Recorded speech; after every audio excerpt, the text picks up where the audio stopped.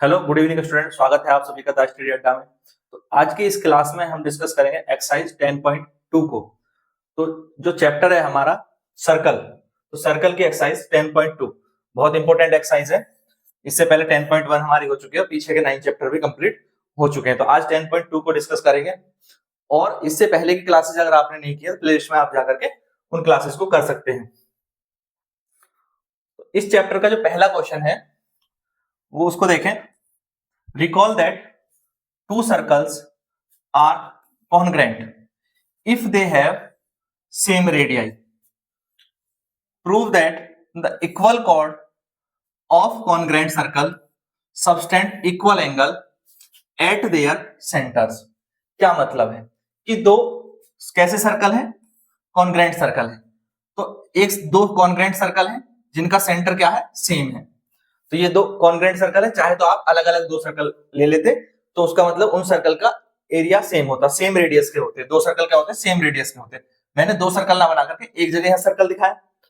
अब इनमें equal cord of congruent circle subtend equal angle, ये हमें प्रूफ करना है कि अगर हम दो इक्वल कॉर्ड लें ए बी और सी डी, ए बी और सी डी, तो इनके द्वारा जो एंगल बनेगा सेंटर पे वो इक्वल होगा, ये हमें प्रूफ करना है। सपोज मान लो हमारे पास दो कॉन्ग्रेंट सर्कल होते, यानी सेम साइज के दो सर्कल होते, तो उनकी कॉर्ड होती सेम लेंथ की कॉर्ड होती, तो ये दोनों के सेंटर पे जो एंगल बनता वो इक्वल होगा, ये हमें प्रूफ करना है। क्वेश्चन समझ में आया? क्या प्रूफ करना है? कि ये एंगल इक्वल है, ये हमें प्रूफ करना है। क्लियर? अब देखो कैसे करेंगे, समझो। तो ये सर्कल क्या होता है? Is a collection of point. Circle पे इन्फिनाइट पॉइंट होते हैं। सर्कल पे क्या होते हैं? इन्फिनाइट पॉइंट होते हैं। और हर पॉइंट उसका क्या होता है?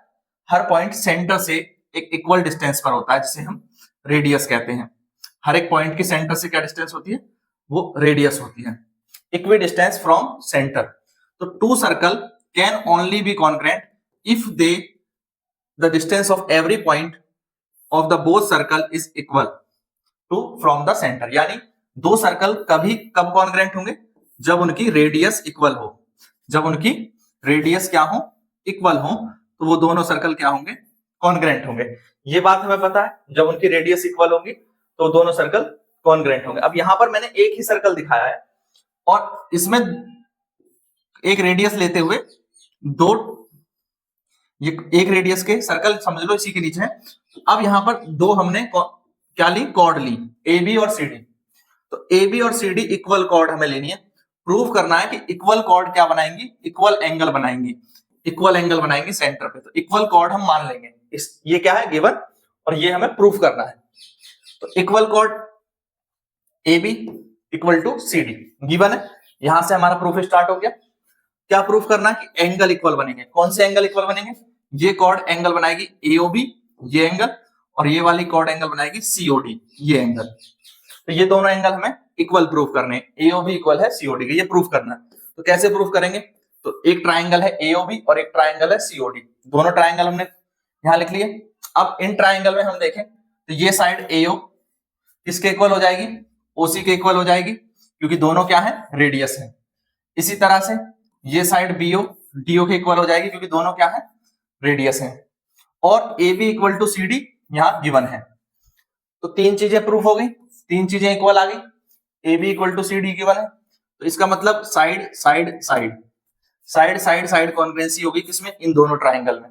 Triangle AOB is congruent to, ये हमारा कॉन्ग्रेंट का साइन होता है ऐसे, कॉन्ग्रेंट, यानी ये ट्राइंगल कॉन्ग्रेंट है, यानी एक समान आकार का है ट्राइंगल सीओडी के, by S S S congruence condition, side side side congruence condition.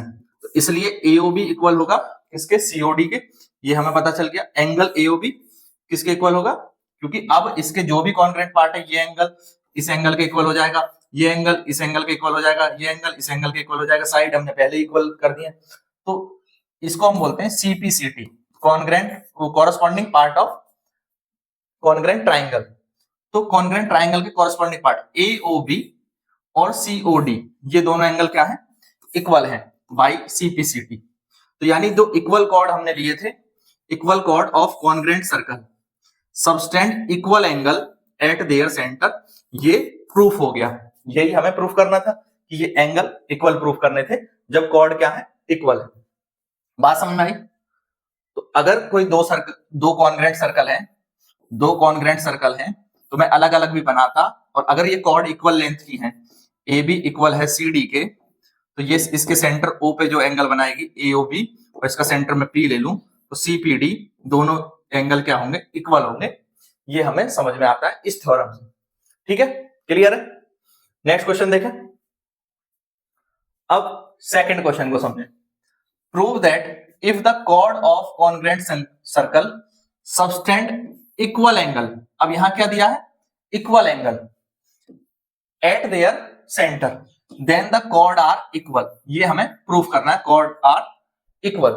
तो अगर कोई कॉन्ग्रेंट सर्कल है, कॉन्ग्रेंट सर्कल है मतलब इक्वल साइज के दो सर्कल है, यहां पर मैंने एक ही साथ दिखा दिया।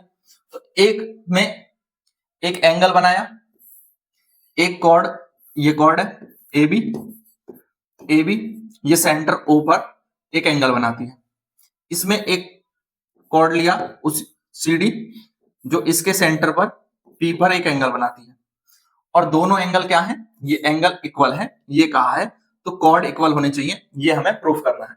इस बार हमें क्या कहा है कि मान लो इसका एंगल एओबी इक्वल है एंगल सीपीडी के, तो ए बी इक्वल प्रूफ करना है सीडी के। बात समझ में आई? क्या प्रूफ करना है? ए बी इक्वल प्रूफ करना है सीडी के। देखिए कैसे करेंगे। अभी हमने क्या किया, इसमें एक सर्कल लिया, अब मानो कि एक और सर्कल है यहीं पे इसी शेप का, क्योंकि कॉन्ग्रेंट है तो सेम शेप का होगा। उस एक सर्कल में तो हमने ए बी को कॉर्ड लिया, और एक सर्कल में हमने सी डी को कॉर्ड लिया। यहां पर एक ही सर्कल में दोनों को दिखा दिया, क्योंकि दोनों सर्कल की रेडियस क्या होगी, सेम होगी, तभी तो वो कॉन्ग्रेंट सर्कल होंगे, तभी वो क्या होंगे, कॉन्ग्रेंट सर्कल होंगे। तो इसका भी सेंटर मान लो ओ है, उसका भी सेंटर क्या है, ओ है। तो इसने जो एंगल बनाया वो बनाया एओबी, और इसने जो एंगल बनाया सेंटर पे वो बनाया सीओडी। ये बात समझ में आई? तो गिवन क्या है, एओबी इक्वल है सीओडी के, ये पहले ही गिवन है कि chord of congruent circle subtend equal angle, equal angle बनाती है, तो ये हमारा गिवन में आ गया।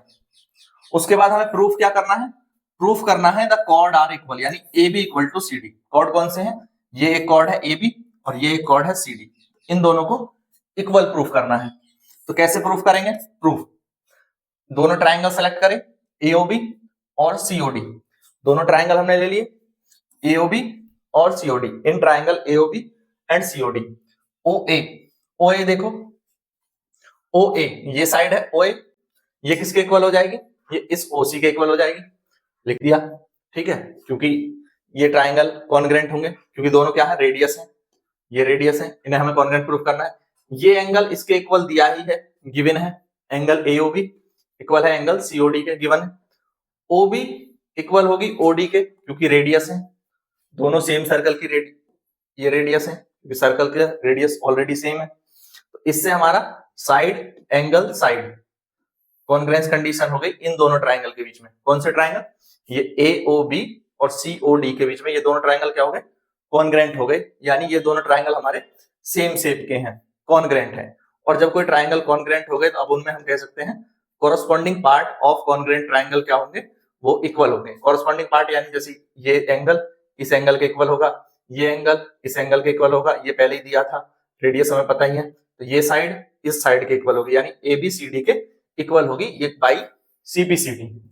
ए बी इक्वल है इसके सी डी के, तो कॉर्ड इक्वल प्रूफ होगी बाई सीपीसीडी, ये हम लिख सकते हैं।